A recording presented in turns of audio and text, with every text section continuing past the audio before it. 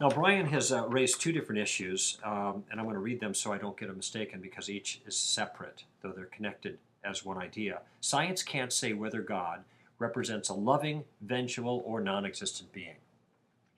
Right. Pretty much.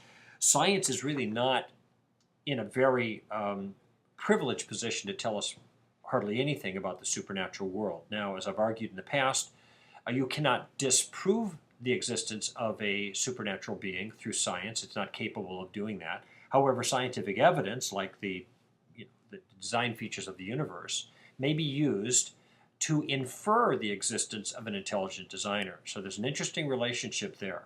Simply put, science can't say what God is like other than that the evidence might indicate that he's intelligent, he's personal. But you can't say whether he's loving or vengeful, etc. I think it can say whether he exists or not in the sense that we're inferring facts, causes that are adequate to effects that we see that science is able to measure. Okay.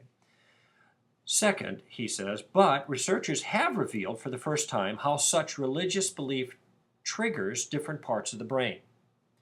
Now, if I take him, Brian, directly at his words, I don't know why this should create any concern for us at all. If he's saying that researchers have found out how our beliefs in our mind influence our brain states, well, that's non-controversial. All kinds of thoughts that we have influence our physical body. Okay, I think what he meant to say is the more controversial thing, that our brain states are the things that influence our religious views. And of course, it is a two-way street to some degree, that it could be the case that our physical condition could have an influence on our religious outlook. What most people try to do with this information is they try to dismiss religious claims by saying, well, there's no God. What God is something your brain creates, and I know where it creates that, right there in this area of your brain. Now, at first blush, this sounds compelling to people, but I want to point out that this is an example of genetic fallacy. That is, trying to disprove a point by looking at the origin of the point of view. I mean, for the sake of discussion, it might be that chemical processes in my brain cause me to believe in God. But of course, that doesn't tell you anything about whether God exists or not.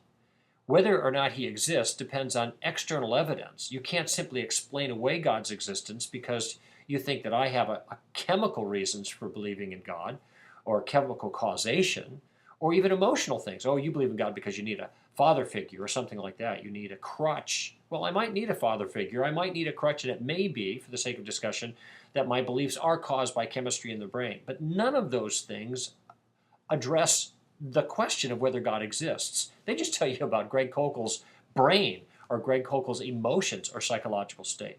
So it is a fallacious way to argue there. Instead, one has to first look at the evidence for God. And if God does not exist, and there's no good evidence for God, then it might be meaningful to ask, gee, why would somebody believe something that there's no good evidence to believe?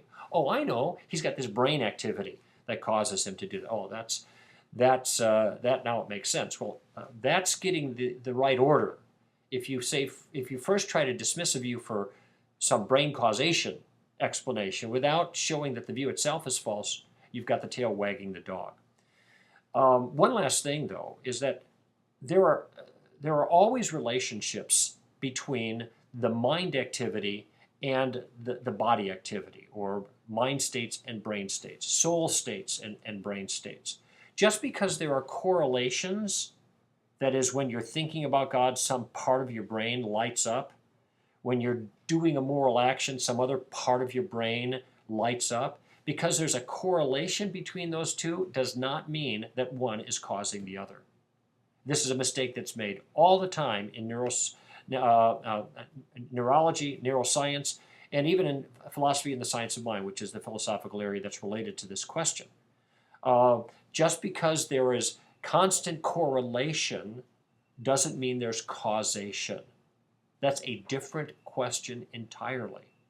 And what they have to show is not just that the brain is active during this time, but that the brain, in every single case, causes the belief in God. And by the way, even if it does, it doesn't tell you anything about whether or not God exists. It's another issue.